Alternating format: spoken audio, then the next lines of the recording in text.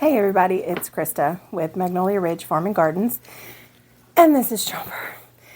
And he's going to be annoying this entire time because I'm sitting at the table and he is obsessed with me. So we will just work around.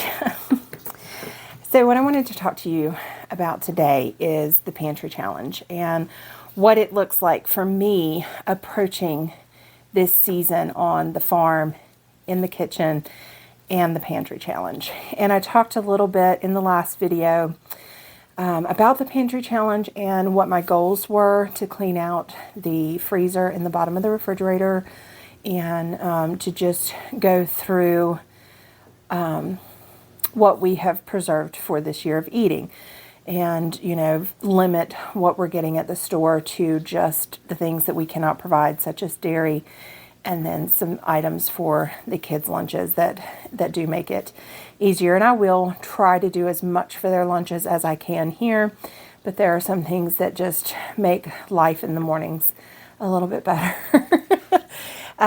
So what I wanted to start with today is every week, and sometimes I can do a couple weeks at a time, but what I really begin to do in the new year is start over. There is nothing better than a new planner. Like, I love a good planner, and I have always had a paper planner. My husband has tried for years to get me to switch to digital, and while I do keep up with a digital calendar, I do all my prepping for garden and food and things like that in a paper planner. So I get out my new planner, and then I have my old planner because there are things like lists in the back of some of our tried and true recipes that we pretty much kind of do rotate through every week or so. So I'm going to copy that over into here. And then I have some notes that I have made for myself with things that, like inventory lists, which I have not done a full inventory yet. I need to work on that. I started it, and I know what things are on top in that freezer that I need to work with first, and we've already started with those. Hello, Aurora. I don't know why the cats are obsessed with me when I'm sitting down at my desk or at the table. It is just a thing in this house. So we've already started on that, and I can see a lot of what I have, but there's actually things that are not necessarily, get out of my water, in visible, just because I ran out of room and things got put in front of other things. So I do need to do a good inventory and go through the pantry and clean that out as well. So I have part of that going. I also have a list of my goals for this year so that I can work on that. I have that my cat is holding down with his butt. Some recipes that I want to try, so that I can work those in to the menu plans. And also my great aunt's recipe book, because we are going to be doing a series with her recipes and the traditional recipes from the Depression era that she has passed down to me. So I have all of that in front of me. So what I will do is I will start out every week going through what I have on the agenda for that week, so that I can see like which nights that I'm away. Like tonight, for example, I have to take my daughter to dance, and you know, school starts back this week, so I can see at a glance which nights I will have reduced time to make dinner, and I may need to prep things ahead. And I will also look to see, after this week, I will start preparing the garden. So I will be incorporating onto the calendar what seeds I need to start when, what tasks I need to get done, things like that. So this calendar will slowly evolve and start to get more and more tasks and things like that on it. And so it's really good to have all of that together when you're meal planning, because that helps you kind of see what you need to do. Now, I don't typically plan breakfast, lunch, and dinner. Our breakfasts are pretty easy. I sometimes will make large batches of pancakes or something like that ahead of time, or banana bread, and we'll just kind of eat on that for breakfast for the week. I want to get to doing more of that with some oatmeal bakes, more banana breads, and that sort. And then lunches are at home for Stephen and I, because we both work from home. Those typically look like leftovers. I try to make enough at dinner that we have leftovers. And sometimes, depending on what I'm making, I can send leftovers with the kids as well. And then the kids' lunches typically are either leftovers or soups or sandwiches, things like that. So that is what it looks like. So I typically only plan dinners and then what breads and things I'm going to be making that week, like a breakfast bread or something. But I don't plan out the breakfast, lunch, and dinner every day. So we have already started the pantry challenge. And New Year's, we started off with our New Year's dinner and also one of my great aunt's recipes, which I've already posted, with the sweet potatoes. And then the next day, I did make breakfast, actually. I used the leftover greens and some, what all did I use, Katie? It was a can of corned beef with the little potatoes in it. And then I mixed with greens and topped with fried eggs. That's what it was. And so that was breakfast the next day. And then last night, we used the leftover cream sauce. It was a bacon, onion, garlic cream sauce that we had made to go with chicken on New Year's. We used the leftover cream sauce with a very large chicken breast that I found in that freezer drawer. And I sauteed it up, cut it into pieces, did the cream sauce, sauteed up some broccoli to go with it, and mixed it all together over noodles. Katie loved it. I was not a fan of it with noodles. I think it would have been better with rice, but everybody seemed to like it pretty good, and Katie loved it. So that was a success. And I also thawed out the large pack of mystery meat that we found in that freezer on the previous video. So it is turkey. I was right. It is turkey. So tonight I'm going to make a turkey soup. It'll be easy. It's supposed to start raining tomorrow. It'll make a lot because there's a gallon-sized bag of cooked turkey.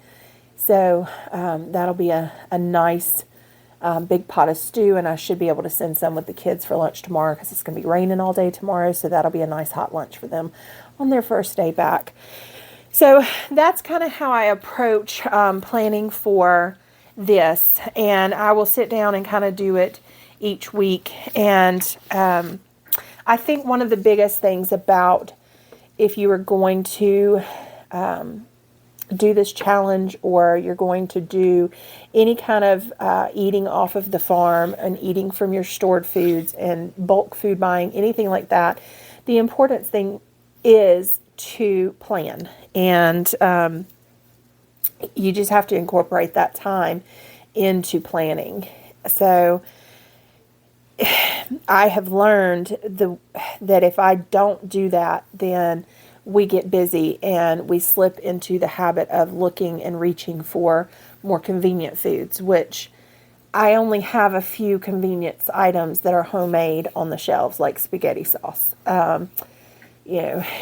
chicken and cooked chicken that I have canned, that I cook up with broccoli, frozen broccoli and rice, things like that. So there's only a few items that I can really call convenience food. And then there's a lot of meals that really do not take that long.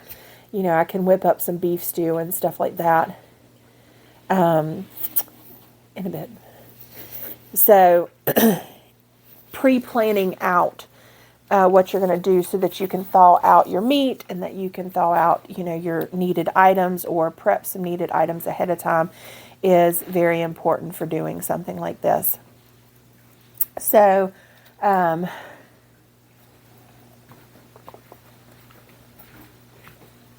Katie, will you give me some more water? Water? Yeah, and rinse that out and get water out of the refrigerator. It's got something on the bottom of it. So, one of the, I'll read over the list of some of our quick and easy, not really quick necessarily, but our tried and true recipes that we kind of keep in the rotation. We're going to do some burgers tomorrow night. I've got a couple salad packets that need to be used up.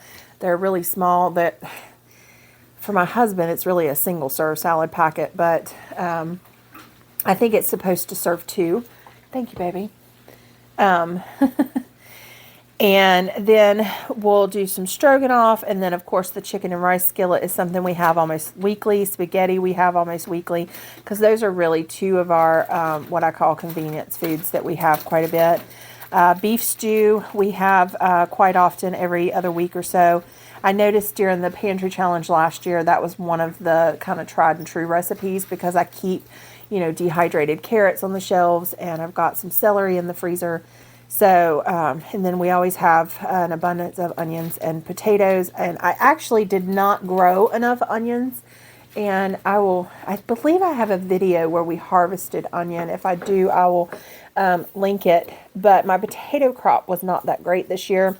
I did get some from Dad's, but we've pretty much gone through them. And at this time last year, we had a bunch of canned potatoes that got us through this pantry challenge. So back in December, when we started running out of everything, I did go and buy more onions and potatoes.